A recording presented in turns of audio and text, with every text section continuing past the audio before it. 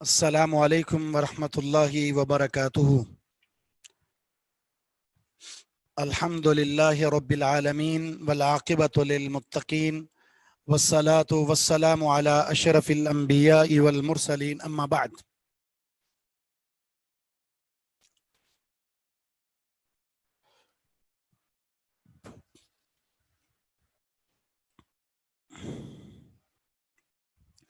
حدیث نمبر 27۔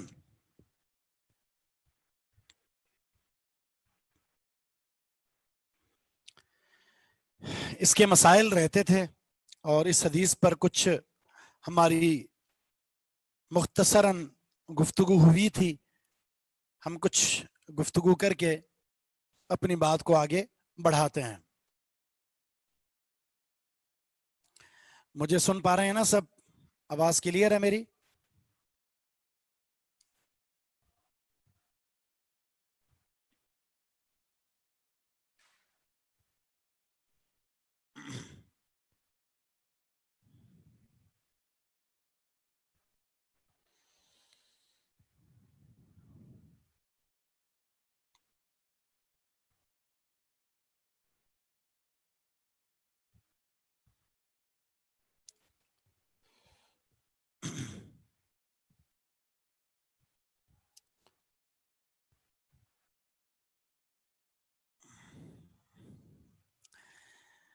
آپ لوگوں کے جو کمنٹس موصول ہوئے ہیں جس میں آپ سب نے کہا کہ سب نے نہیں، کچھ کہ میں غصے میں ہوتا ہوں،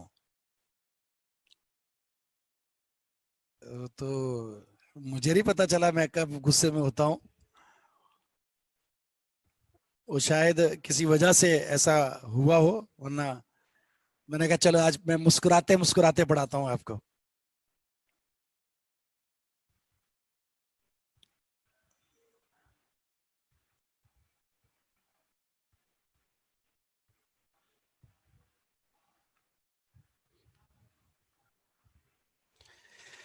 اچھا،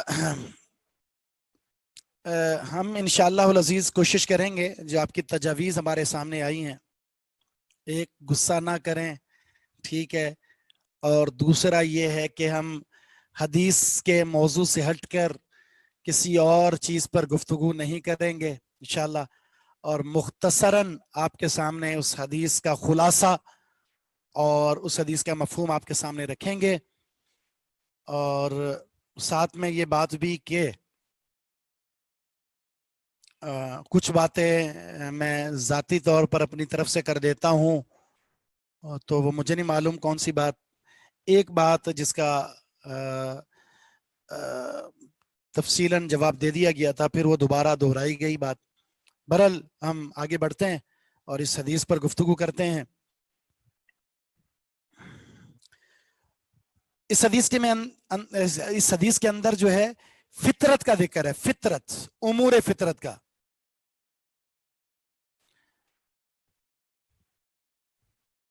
جی انشاءاللہ حدیث کا نمبر بھی دیں گے آپ کو، ٹھیک ہے۔ اب انشاءاللہ میں آپ کی جو چیٹ ہے اس کو بند کر دوں گا تاکہ آپ کی طرف توجہ نہ ہو، اور آخر میں اسے کھولیں گے انشاءاللہ، ٹھیک ہے، اور ایسا ہی کیا جائے گا انشاءاللہ۔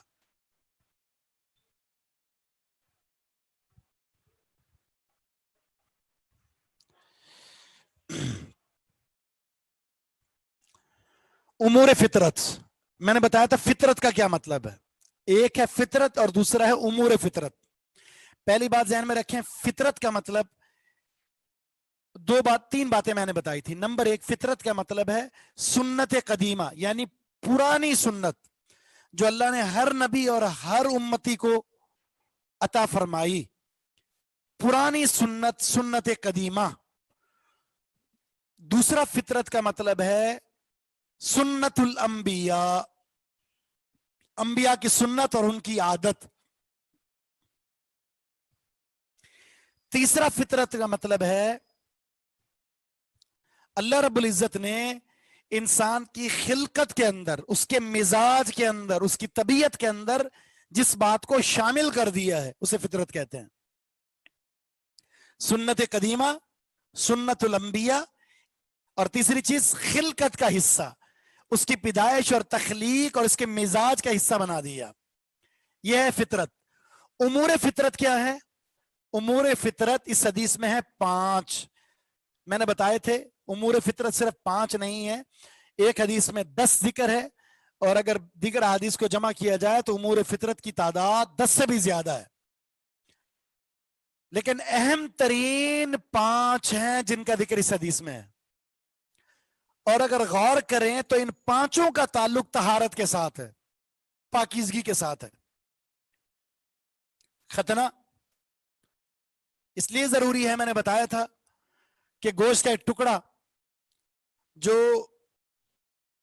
مرد ہے، بچہ ہے، بچپنا ہے، جلدی کروانا چاہیے کہ اس کے گوشت کا جو ٹکڑا ہے وہ اس طرح ہوتا ہے کہ اس میں جب پیشاب بچہ کرتا ہے تو اس کے اندر پیشاب کے قطرات باقی رہ جاتے ہیں، وہ انسان کی صحت کے لیے انتہائی زیادہ نقصان دہ ہیں، اس لیے ختنے کا حکم دیا. صحت کا راز اس میں شامل ہے. زیر ناف بال ہیں یا بگنو کے بال ہیں، زیادہ دیر تک رہنے سے جراثیم پیدا ہوں گے، گندگی پیدا ہوگی، اور یہ چیز انسان کے لیے اس کی صحت کے لیے انتہائی زیادہ نقصان دہ، اس کی طہارت اور پاکیزگی کے خلاف ہے. ناخن، بڑے بڑے ناخن کچھ مرد حضرات رکھتے ہیں، خواتین میں یہ شوق زیادہ ہے، رجحان زیادہ ہے، چھوٹے ہوں تو نکلی لگا لیے جاتے ہیں، اور ان کے اندر پھر میل نہ بھی ہو، کہتے ہیں نا ہم صاف رکھتے ہیں سفید ہے، میل نہ بھی ہو تو بھی شریعت نے 40 دن، زیادہ سے زیادہ 40 دن مقرر کر دیے، اس کے اندر اندر کاٹنے ضروری ہیں. ناخن جو ہوتا ہے اس کو ختم کرنا ضروری ہے، بڑا ہوا جو حصہ ہوتا ہے، ورنہ اس میں میل کچیل جمع ہو جاتی ہے. انسان کھانا کھا رہا ہوتا ہے، کھانے کھاتے ہوئے وہ اس کی روٹی کے ساتھ، سالن کے ساتھ، چاول کے ساتھ وہ حصہ لگتا ہے، اور انسان کے منہ کے اندر وہ جراثیم ناخن کے ذریعے داخل ہوں گے تو انسان خود بیمار پڑے گا. مونچھیں بڑی ہوں گی، کچرا جمے گا، مٹی اس میں داخل ہوگی، اور پھر انسان جب پانی پیے گا تو وہ مونچھوں کو لگی ہوئی میل کچیل چائے میں، پانی میں، دودھ میں، لسی میں شامل ہو کر اس کے پیٹ میں جائے گی. ہر چیز کا تعلق اگر دیکھیں طہارت اور پاکیزگی کے ساتھ ہے، اس کی صحت کا راز اس میں شامل ہے.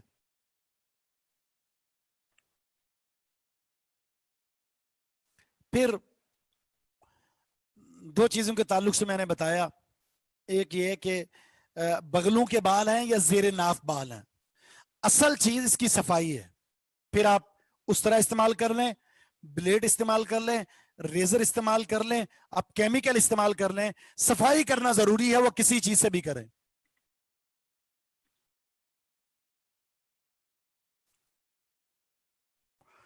جہاں تک ناخن کا معاملہ ہے تو ناخن کے کاٹنے میں شریعت نے کوئی ترتیب مقرر نہیں کی، اس سے کاٹیں یا اس سے کاٹیں، نہ کوئی دن مقرر کیا ہے. جس دن جب چاہیں، جس ترتیب سے چاہیں ناخن کاٹ لیں، بس ناخن کاٹنا ہے آپ نے. جن روایت میں یہ آتا ہے وہ سند کے اعتبار سے صحیح نہیں ہے کہ جمعے کے دن کاٹے جائیں یا فلاں انگلی سے شروع کیا جائے، اس طرح شروع کیا جائے، وہ ترتیب نہیں ہے. اب آپ مسائل لکھیں. نمبر 1،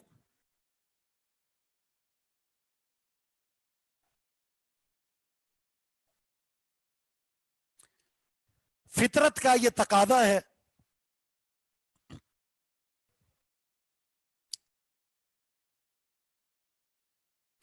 کہ ہر اچھا کام کیا جائے اور ہر برے کام سے اجتناب کیا جائے. فطرت کا یہ تقاضا ہے کہ ہر اچھا کام کیا جائے اور ہر برے کام سے بچا جائے.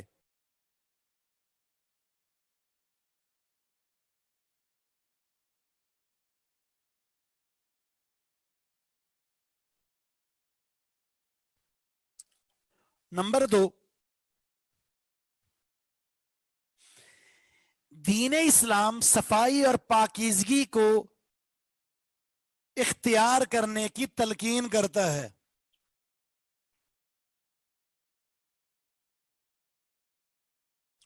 دین اسلام صفائی اور پاکیزگی کو اختیار کرنے کی تلقین کرتا ہے، ترغیب دیتا ہے۔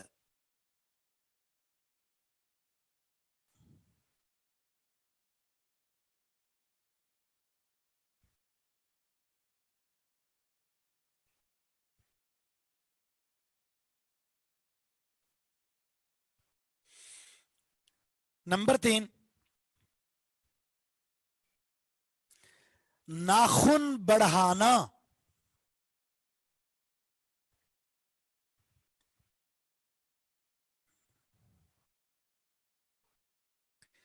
فطرت کے خلاف ہے،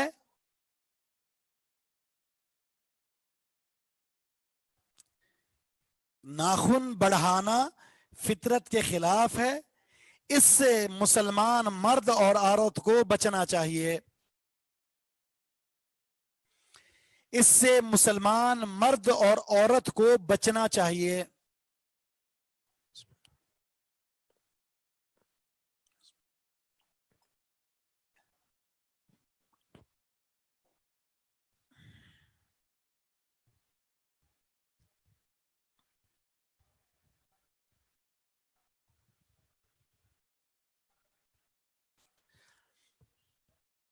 نمبر 4،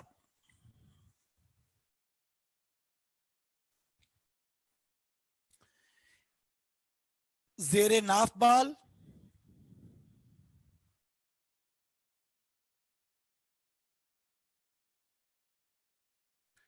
بغلوں کے بال،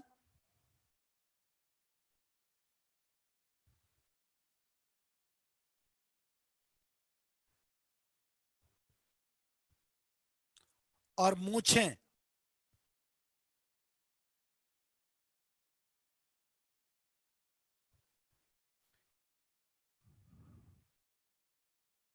نہ کاٹنا،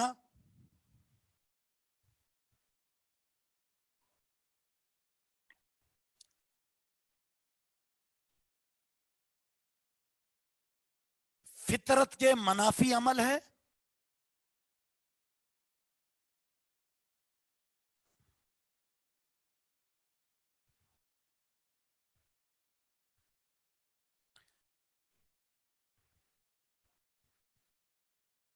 صفائی اور پاکیزگی کے بھی منافی ہے،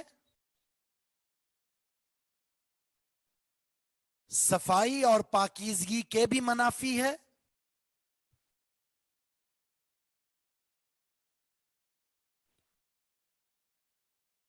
اور مسلمانوں کو ایسا کرنے سے منع کیا گیا ہے۔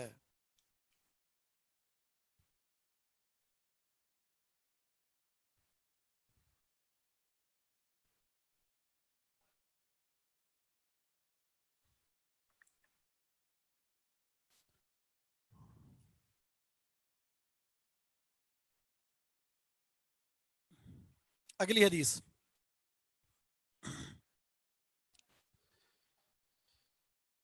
یہ باب نمبر 6 ہے۔ یہاں سے بات شروع ہو رہی ہے غسل جنابت کی، اہم ترین باب ہے جنابت کا غسل، مرد ہے یا عورت دونوں کے لیے غسل جنابت کا بیان ہے۔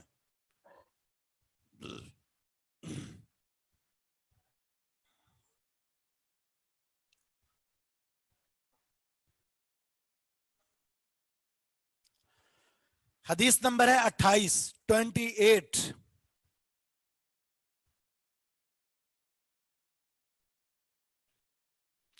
حدیث کے راوی ہیں ابو ہریرہ رضی اللہ تعالی عنہ۔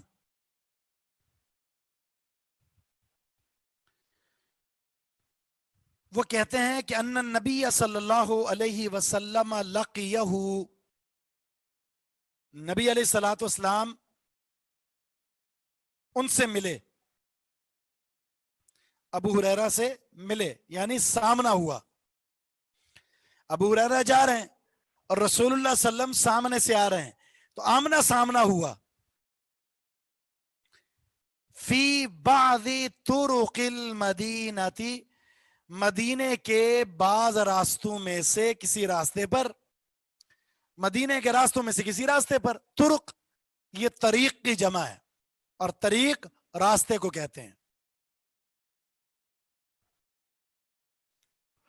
مدینے کے راستوں میں سے کسی راستے پر آپ سے سامنا ہوا. وَهُوَ جُنُوبٌ اس حال میں کہ وہ یعنی ابو ہریرہ حالت جنابت میں تھے. جنبی تھے یعنی غسل فرض ہو چکا تھا, غسل کرنا تھا انہوں نے. غسل کیے بغیر کسی کام سے باہر نکلے, غسل کیے بغیر کسی کام سے باہر نکلے. ارادہ یہی تھا کہ واپس آ کر غسل کریں گے, اور سامنا ہو گیا رسول اللہ صلی اللہ علیہ وسلم کا. سید الانبیاء ہیں. اب ابو ہریرہ رضی اللہ تعالیٰ عنہ کے ذہن میں یہ بات آئی کہ میں تو حالت جنابت میں ہوں, یعنی پاک نہیں ہوں, اور اللہ کے رسول وسلم کی شخصیت پاک شخصیت ہے. میں اس وقت حالت طہارت میں نہیں ہوں, اور اس حالت میں آپ سے مصافحہ کرنا, آپ سے ہاتھ ملانا, آپ کے ساتھ بیٹھنا یہ مناسب نہیں ہے, یہ آپ کی شان کے منافی ہے. لہذا ابو ہریرہ نے ایک عمل کیا. وہ کیا تھا اس کا ذکر خود فرما رہے ہیں. فَانْخَنَسْتُ مِنْهُ میں آپ سے کھسک گیا. ان خنسا کا معنی ہوتا ہے چھپ کر کھسک جانا, اس طرح نکل جانا چھپ کے کہ پتہ ہی نہ چلے.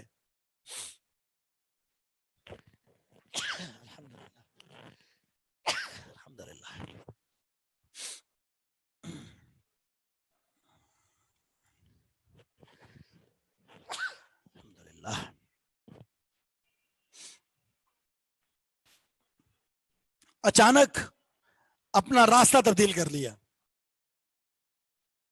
آپ کو آتے ہوئے سامنے سے دیکھا, یہ بھی آپ کی طرف جا رہے ہیں, تو صورتحال کی نزاکت کو سمجھا اور فوراً راستہ تبدیل کر کے دوسری طرف ہو گئے. آپ سے اجازت لیے بغیر, آپ کے پاس آ کر اجازت لیے بغیر وہ آپ والے راستے کو چھوڑ کر دوسرے راستے کی طرف نکل گئے.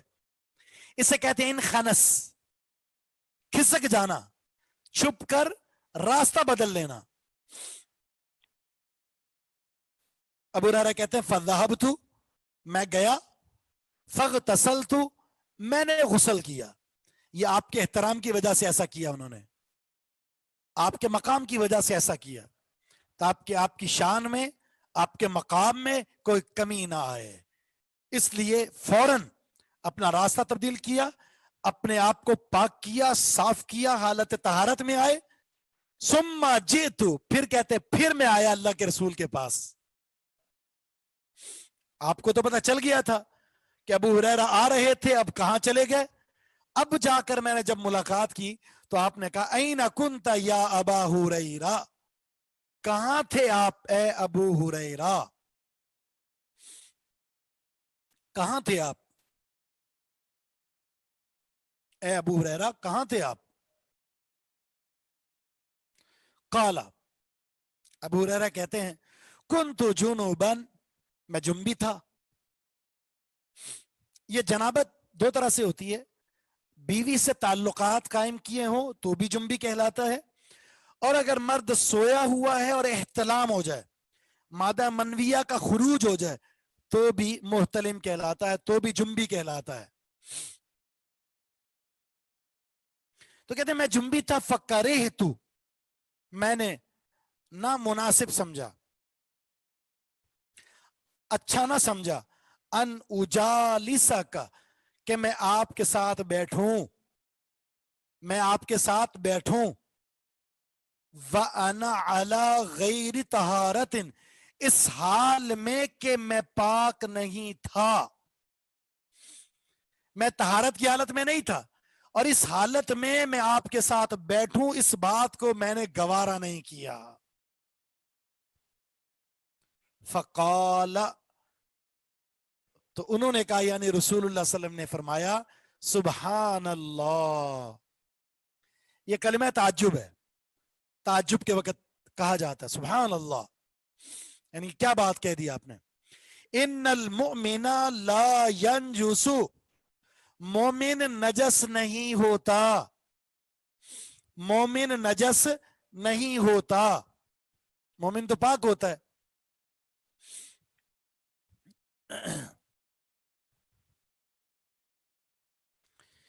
متفقن علیہ، یعنی حدیث بخاری اور مسلم کے اندر موجود ہے. صحیح بخاری کتاب الحیض کے اندر، اور صحیح مسلم بخاری کتاب الوضو کے اندر، اور صحیح مسلم کتاب الحیض کے اندر. اور اس حدیث کا جو نمبر ہے وہ 28 ہے. یہاں دیکھیں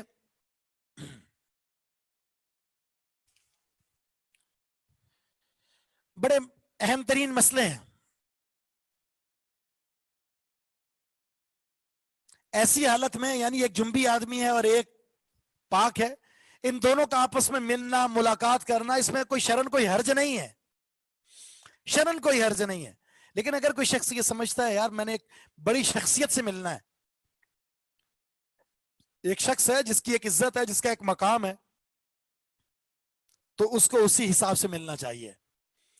حدیث میں آتا ہے انزل الناس منازلہم، لوگوں کو ان کے مقام پر فائز کرو، جو اس کا مقام ہے اسے وہ مقام دینا چاہیے. جو جس عزت کا اہل ہے نا اسے وہ عزت دی جائے.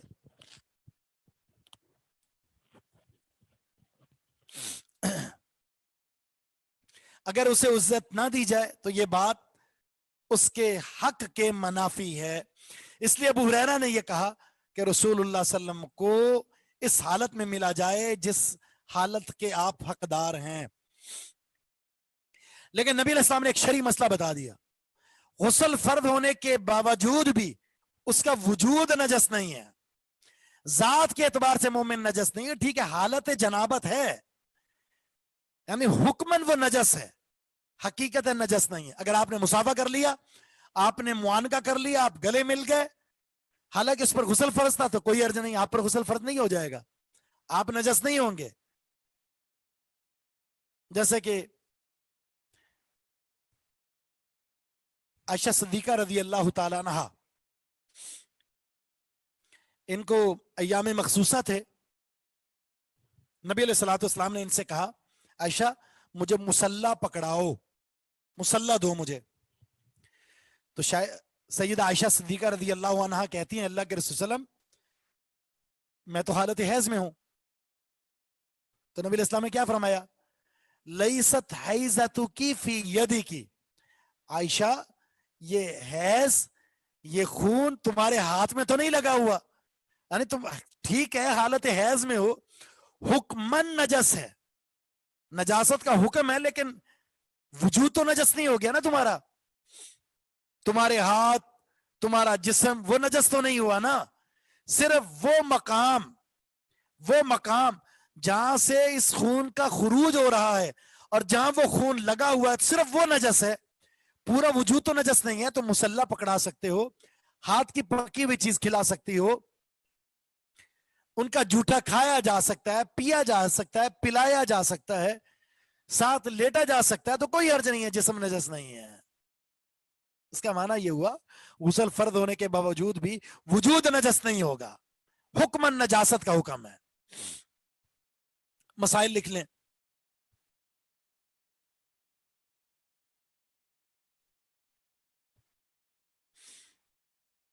جزاک اللہ خیر. پہلا مسئلہ ہے جنابت کوئی ایسی چیز نہیں ہے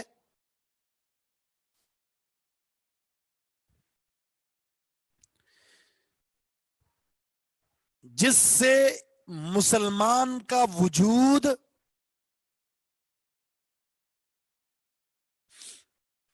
پلید ہو جائے، نجس ہو جائے. جنابت کوئی ایسی چیز نہیں ہے جس سے مسلمان کا، مرد یا عورت، مسلمان کا وجود پلید ہو جائے، نجس ہو جائے.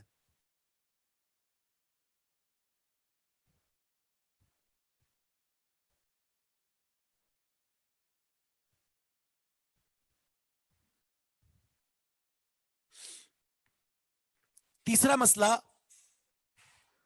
مومن اپنی ذات کے اعتبار سے نجس نہیں ہے.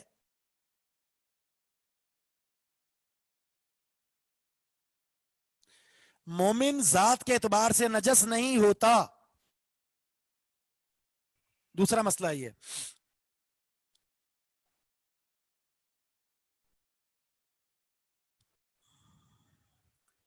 البتہ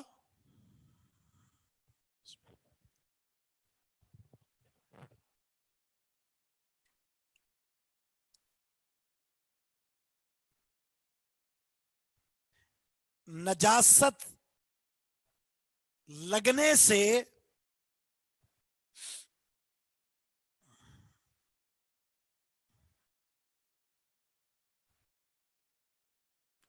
حکمن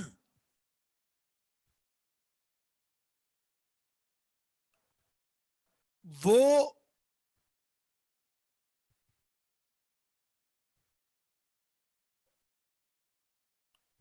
نجس کہلائے گا جس کی پاکیزگی ضروری ہے.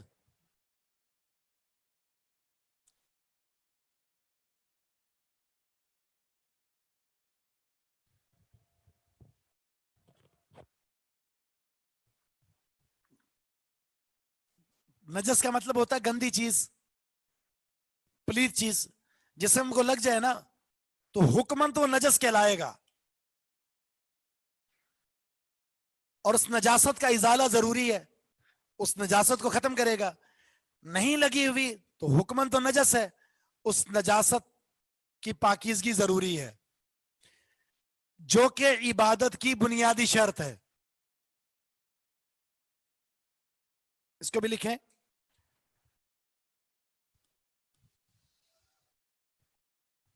جو کہ عبادت کی بنیادی شرط ہے.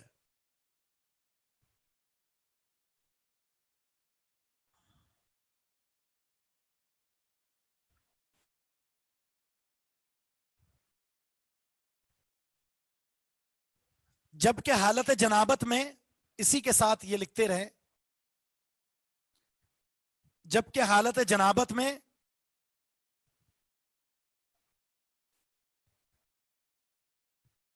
کھانے پینے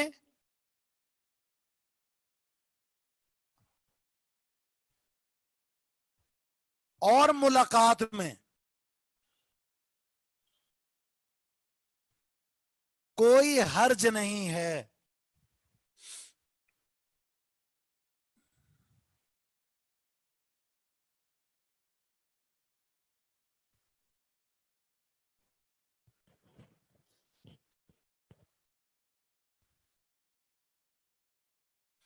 بھی جو غسل کی شرط ہے نا، یہ عبادت کے لیے،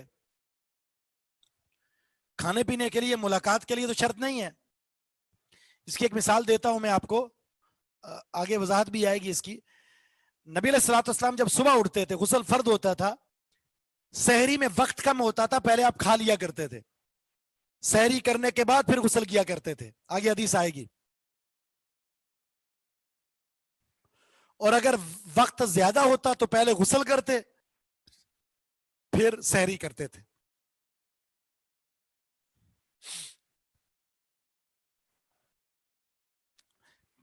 تیسرا مسئلہ،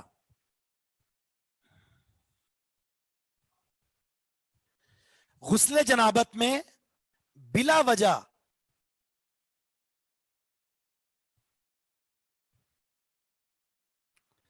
تاخیر درست نہیں ہے.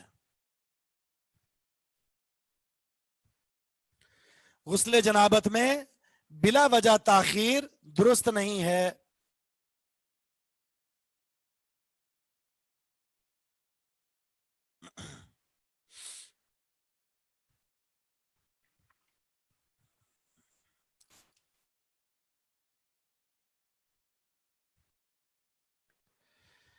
ویسے اگر کوئی وجہ ہے نا، پانی دستیاب نہیں ہے، تو شریعت نے کہا تیمم کر لے، غسل بعد میں ہو جائے گا.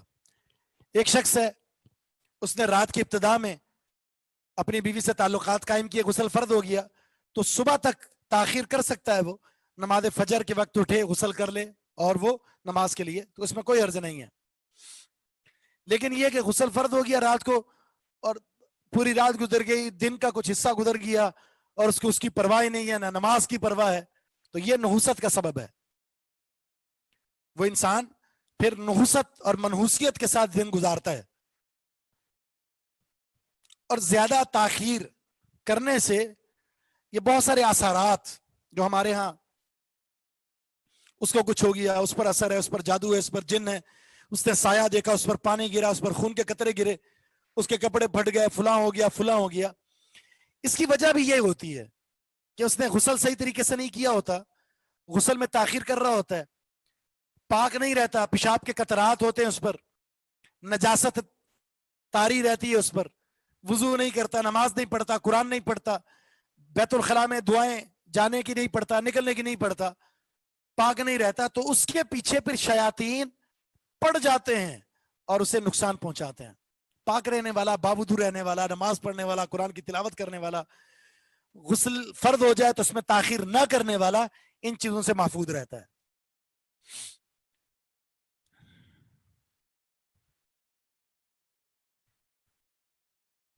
نمبر 4،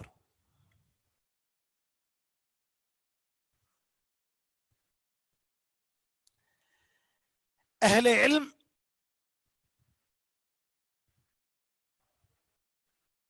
اور بزرگوں کی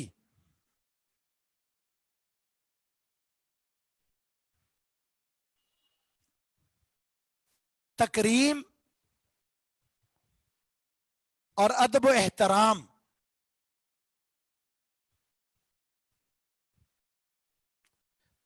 اہل علم اور بزرگوں کی تکریم و ادب و احترام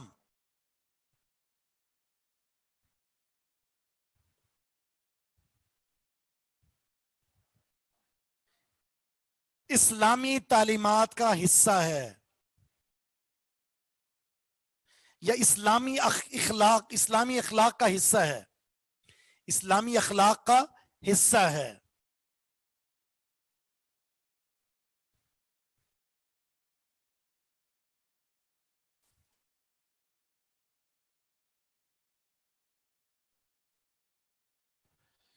کسی بھی شعبے میں، اپنے اس شعبے کی بات نہیں کر رہا، کسی بھی شعبے میں، دنیا جہاں کے جتنے بھی شعبے ہیں ان میں اگر کسی کو کچھ ترقی حاصل ہو جائے نا، کچھ تفوق حاصل ہو جائے، تھوڑی فوقیت، تھوڑا مہارت، پھر وہ دوسروں کو جس کے ریفرنس سے، جس کے ذریعے وہ اس مقام تک پہنچا ہے، اسے روند ڈالتا ہے، وہ اسے کچلنے کی کوشش کرتا ہے. وہ دنیا میں یہ چل رہا ہے.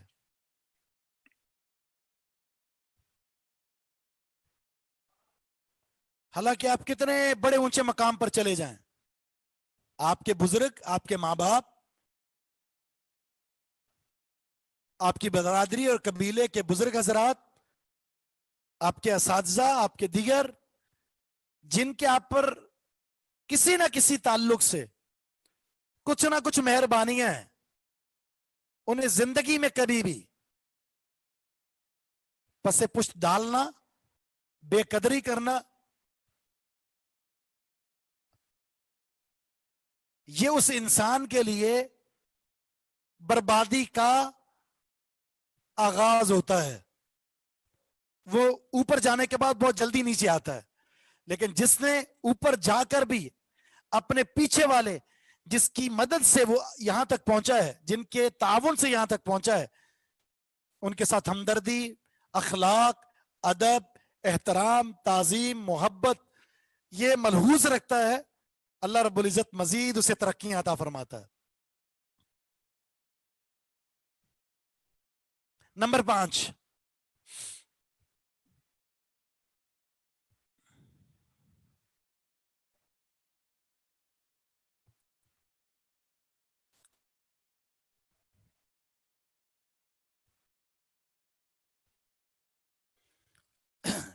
کسی مجلس سے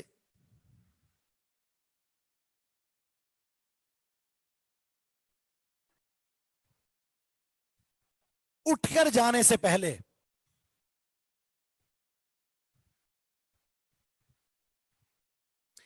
किसी मजलिस से उठकर जाने से पहले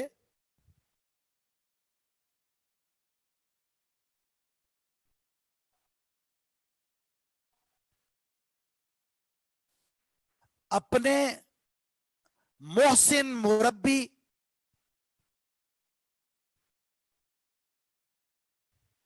या उस्ताद को इत्तिला देना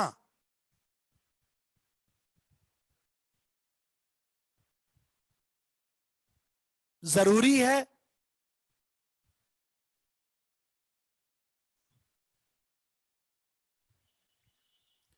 ताकि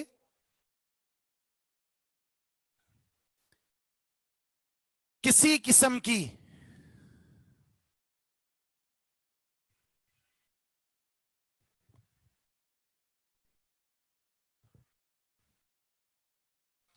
बात दिल में पैदा ना हो।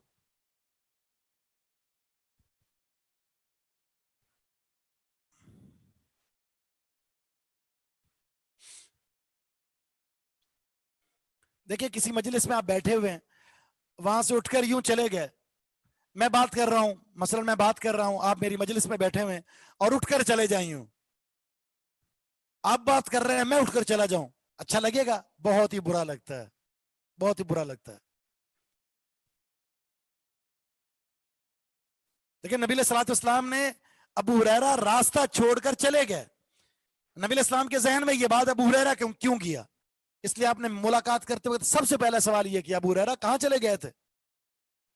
इसलिए कि अल्लाह के रसूल ने दिल में यह बात बिठा ली थी, अबू हुरैरा क्यों किया? मुलाकात किए बगैर। आमना सामना जब हो जाए, आपके उस्ताद आ रहे हैं, आपके मोहसिन आ रहे हैं, आपके मुरब्बी आ रहे हैं, आपके बुजुर्ग आ रहे हैं, और आप रास्ता बदल लें तो उसके दिल में क्या आएगी? आएगी ना। इसलिए दिल में नफरत और रंजिश को पैदा करने से पहले बेहतर है आप इत्तला दे दें, आप इत्तला दे दें कि मैं किसी जरूरी काम से जा रहा हूं, या ये वजह है कि मैं आपके साथ अब बैठ नहीं सकता। ठीक है जी। अगली हदीस, हदीस नंबर है 29।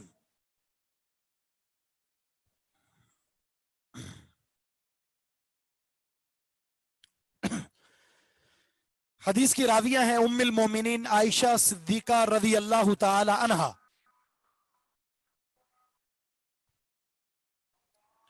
कहती हैं काना रसूलुल्लाह सल्लल्लाहु अलैहि वसल्लम इज़ा इग़तसला मिनल जनाबा, रसूलुल्लाह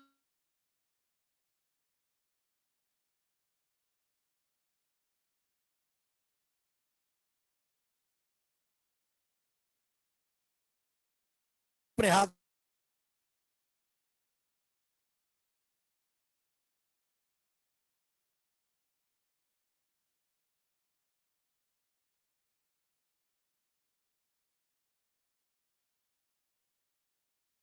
हाथ दाखिल नहीं करते थे, बर्तन को दाएं हाथ के जरिए बाएं हाथ पर कल्टी करते और अपने बाएं हाथ को धोते।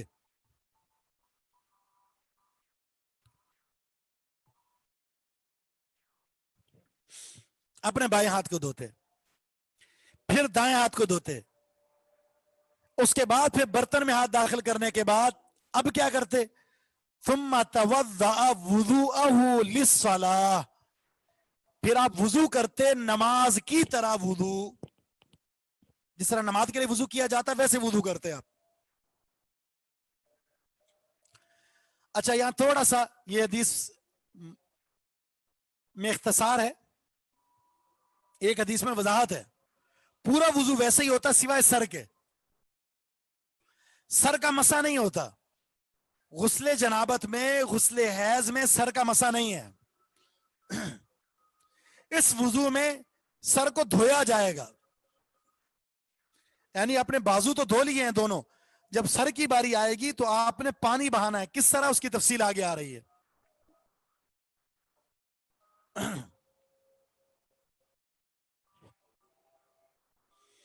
सुम्मा यगतसिलु, फिर आप गुसल करते, नमाज की तरफ वुजू किया आपने, फिर आपने गुसल किया। इस हदीस की तफसील दीगर हदीस में मौजूद है। सुम्मा युखल्लिलु, फिर आप खिलाल करते, खिलाल, खिलाल कहते हैं उंगलियों को बालों के अंदर दाखिल करके उसे हिलाना। सुम्मा युखल्लिलु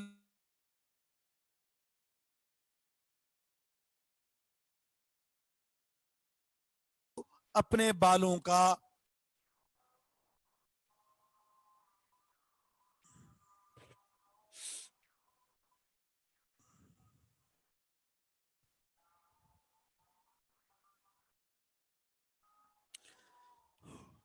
उसकी वजाहत है कि सर पर पानी जो बहाना है, जुम्बी मर्द, औरत है या मर्द है, 4 चिल्लू डालने हैं सर पर। देखिए पहले आपने हाथ धो लिए, ठीक है, हाथ धुल गए, हाथ धुलने के बाद अब आप वुजू स्टार्ट कर दें। 3 दफा हाथ धोए, आपने कुल्ली की, नाक में पानी दाखिल किया, चेहरा धोया, दायां हाथ बायां हाथ, उसके बाद अब सर की बारी आ गई। अब मसा नहीं करना आपने, इस जगह पहुंचकर आपने दोनों हाथों से पानी का चिल्लू भरा, सर के बीच में डाल दिया आपने, खिलाल किया आपने, ठीक है। फिर आपने क्या करना है, दाएं तरफ डालें, फिर बाएं तरफ डालें, फिर बीच में डालें। तो कुल मजमूई तौर पर 4 दफा आपने, 4 दफा सर पर पानी के चिल्लू डालने हैं। ये मैं हदीस का खुलासा आपको बता रहा हूं, किसी हदीस में 3 है, किसी में फिर अलग से 4 और एक और जिक्र है।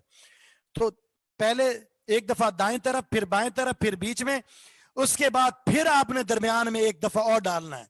या तो आप शुरू में ही सर पर डाल दें चिल्लू, उसके बाद फिर दाएं बाएं और बीच में, इस तरतीब के साथ, इस तरतीब के साथ। यह आपका इख्तियार है, आप एक चिल्लू दरमियान में डालकर खिलाल करें, उसके बाद फिर 3 दाएं बाएं और बीच में, या फिर पहले दाएं फिर बाएं फिर बीच में डालकर उसके बाद फिर एक चिल्लू बीच में डाल दें। मजमूई तौर पर 4 दफा आपने भर भर कर आपने डालकर अच्छे तरीके से खिलाल करना है बालों का। उसके बाद अब हत्ता इदा ज़न्ना, जब आपको यकीन हो जाता, क्या, अन्नहु कद अरवा, कि आपने तर कर दिया, तर कर दिया है, बशरतहु, अपनी जिल्द को, इस जिल्द से मुराद सर की जिल्द है। आपने सर पर चिल्लू डाले हैं ना पानी के, जब आपको यह यकीन हो जाता कि आपने अपनी जिल्द को तर कर दिया, यानी सर की जिल्द को तर कर दिया है, अफाद अल मा अलैहि सलासा, फिर रसूलुल्लाह सल्लम अपने सर पर या अपने जिस्म पर पानी को डालते 3 बार।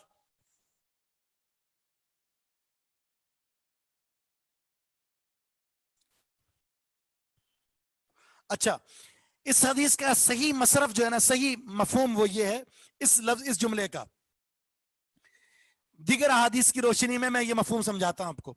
हत्ता इदा ज़न्ना, जब आपको यकीन हो जाता, अन्नहु कद अरवा, कि आपने तर कर दिया है, बशरतहु, अपने सर के जिल्द को, एक बड़ा सा चिल्लू डाला आपने और आपने खिलाल किया अच्छे तरीके से, आपको यकीन हो गया कि जड़ तक पानी पहुंच गया। फिर अफाद अलैहिल मा, फिर आप पानी उंडेलते सर के ऊपर, सलास मर्रातिन, 3 बार, ये 4 बार हो गया। ये कितनी बार हो गया, 4 बार। पहली दफा डालकर आपने दोनों हाथों से बीच में डालकर अच्छे तरीके से बालों का खिलाल करना है।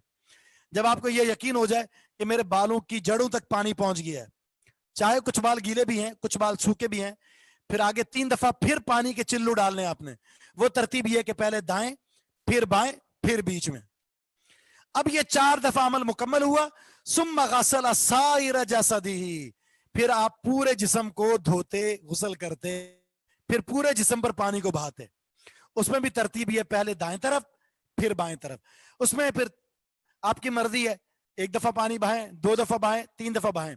बाज ने कहा है और बाज ने 3 दफा कहा है।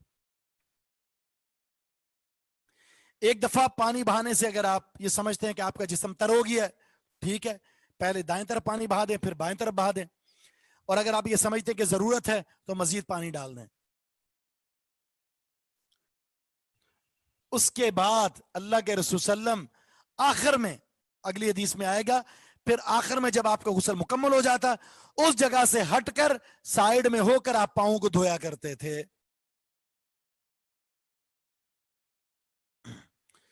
वकानत तकूलु, आयशा सिद्दीका रज़ी अल्लाहु अन्हा कहा करती थी, कुन्तु अगतसिलु अना व रसूलुल्लाह, मैं और रसूलुल्लाह सल्लम गुस्ल किया करते थे, मिन इनाइयों वाहिदिन, एक ही बर्तन से।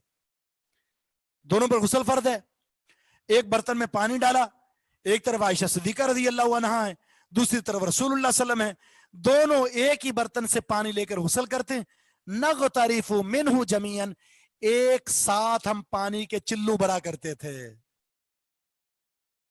अपने हाथों से एक साथ। अल्लाह के रसूल सल्लम भी हाथ डाल रहे हैं बर्तन में, मैं भी हाथ डाल रही हूं।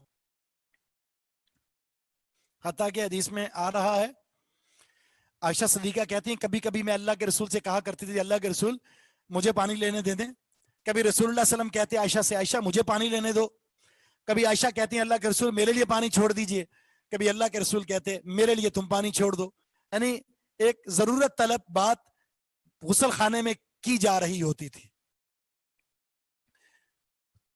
एक तो ये नबी इस्लाम के गुस्ल का तरीका हमारे सामने आया, तो मैं दोबारा दोहरा देता हूं इस गुस्ल के तरीके को। मुकम्मल गुस्ल का तरीका यह है,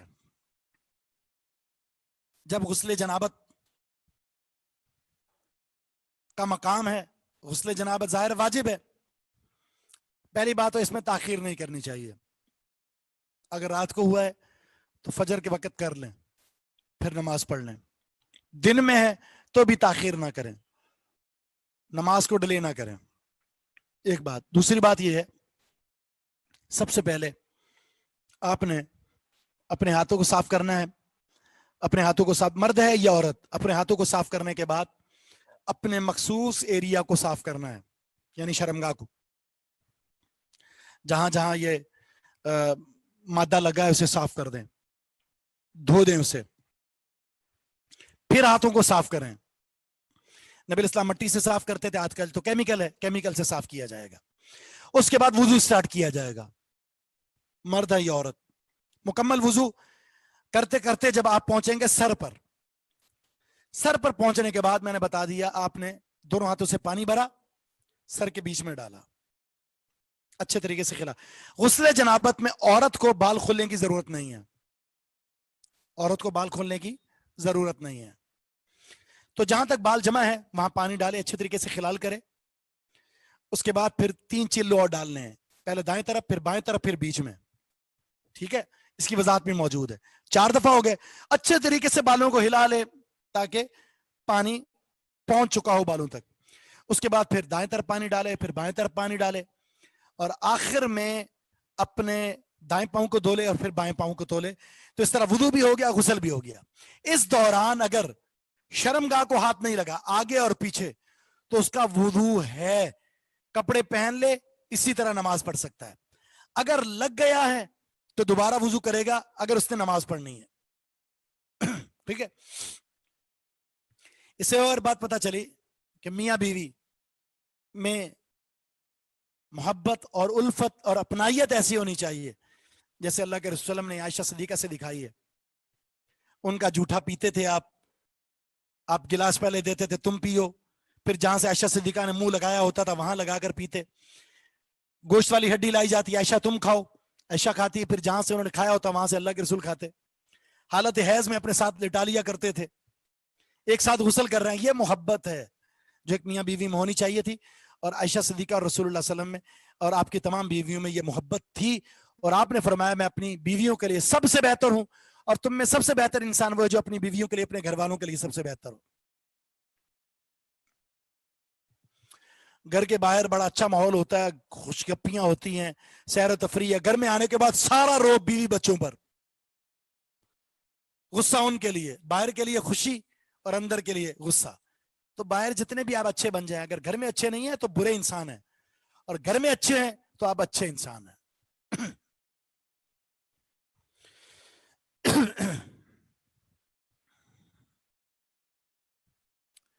अब मसाइल लिखें। नंबर 1, गुस्ले जनाबत वाजिब है।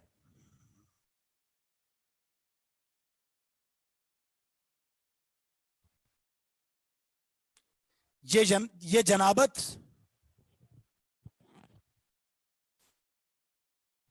मियां बीवी के ताल्लुक की वजह से हो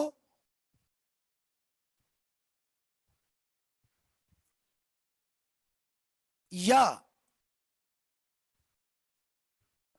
احتلام کی وجہ سے، یعنی مادہ خارج ہو گیا عورت کا یا مرد کا بغیر اختلاط کے میاں بیوی کے، اس پر بھی غسل واجب ہو جاتا ہے. تو یہ دونوں صورتوں میں غسل واجب ہے اس پر.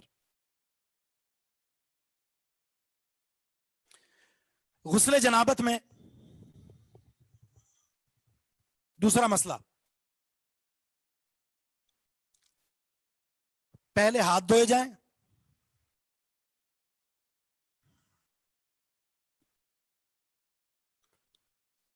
پھر شرمگاہ کو دھویا جائے،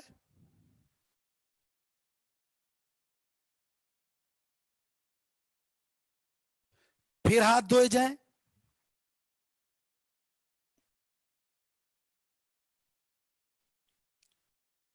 پھر وضو کیا جائے،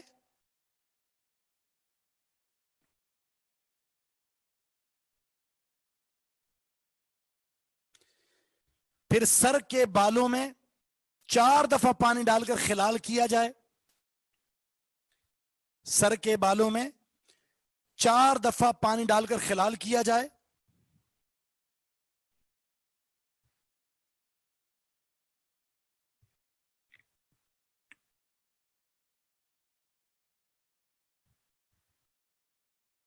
پھر بقیہ جسم پر پانی بہایا جائے،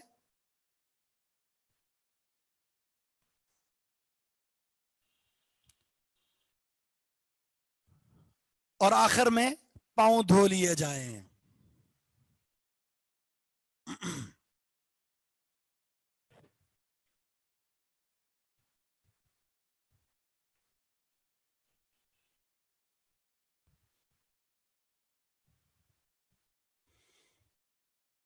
نمبر 3،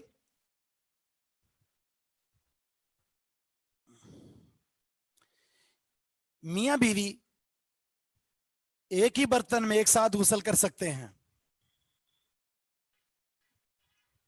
میاں بیوی ایک ہی برتن میں ایک ساتھ غسل کر سکتے ہیں.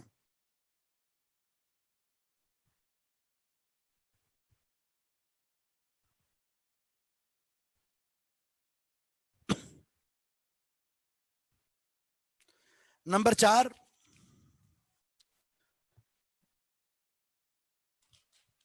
غسل جنابت میں پاؤں سب سے آخر میں دھوئے جائیں گے.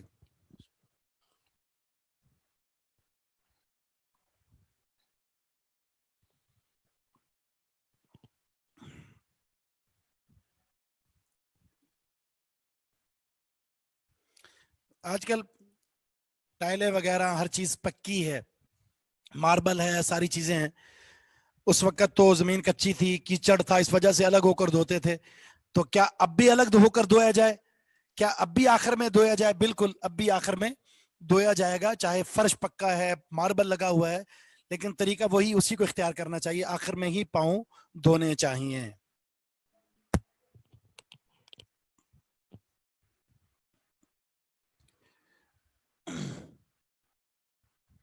نہیں نہیں، بس 40 دن کے بعد گناہگار ہوگا. 40 دن سے پہلے اگر 40ویں دن بھی کاٹ لے تو گناہگار نہیں ہے.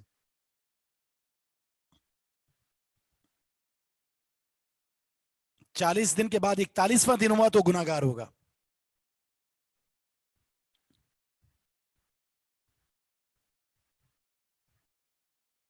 جی ہاں، یہ جنابت کہہ رہی ہے، فرض غسل ہے یہ. جنابت ہو گیا، یہ حالت حیض ہو گیا، اور اسی طرح حالت نفاس ہو گیا، یہ سیم طریقہ ہے. صرف یہ ہے کہ غسل جنابت میں عورت کو بال نہیں کھولنے ہوتے، باقی غسل میں کھولنے ہوتے ہیں. غسل حیض بھی یہی ہے. نہیں، کانوں کا مسئلہ نہیں ہے اس میں. کوئی بات نہیں ہے، اگر دوران غسل وضو ٹوٹ جائے تو کوئی حرج نہیں ہے. اگر آپ نے نماز پڑھنی ہے تو دوبارہ آپ غسل کر لیں. جی ہاں، نیت تو ہوگی. نہیں، کوئی دعا نہیں ہے، کوئی خاص دعا نہیں ہے.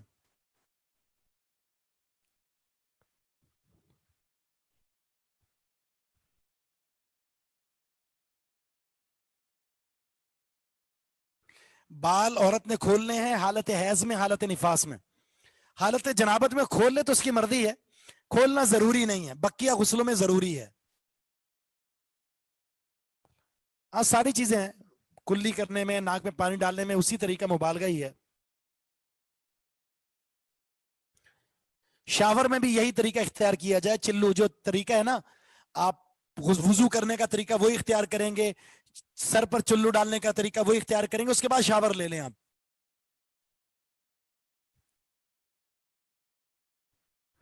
جی ہاں قرآن پڑھ سکتے ہیں. عورت کو بال کھولنا ضروری نہیں ہے، صرف غسل حیض میں ضروری ہے.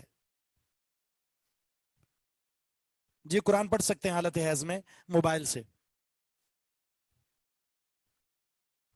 جی ذکر الہی کیا جا سکتا ہے، قرآن کی تلاوت کی جا سکتی ہے حفظاً، مصحف کو نہ پکڑا جائے. جی پاؤں جو ہے اگر پکا فرش ہے تو اسی جگہ دھو لیا جائے، لیکن آخر میں کچی جگہ ہے تو الگ ہو کر دھویا جائے. واش روم میں بات کر سکتے ہیں ضرورت کی، باقی ذکر و اذکار پر مشتمل کوئی چیز باتھ روم میں جائز نہیں ہے. بال سارے دھونے ضروری ہیں لیکن بال کھولنا ضروری نہیں ہے. عام غسل اگر کوئی کرنا چاہے وضو اس طرح کر سکتا ہے لیکن ضروری نہیں ہے.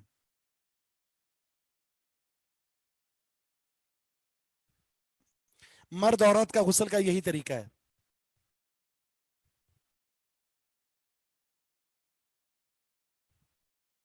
یہی طریقہ ہے.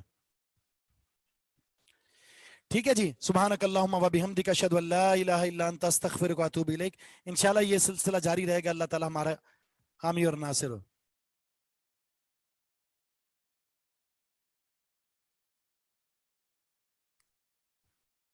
جی کسی وقت بھی، رات کو 12 بجے بھی کاٹ سکتے ہیں ناخن، کوئی عرض نہیں ہے. ٹھیک ہے جی، جزاک اللہ خیر، السلام علیکم و رحمۃ اللہ.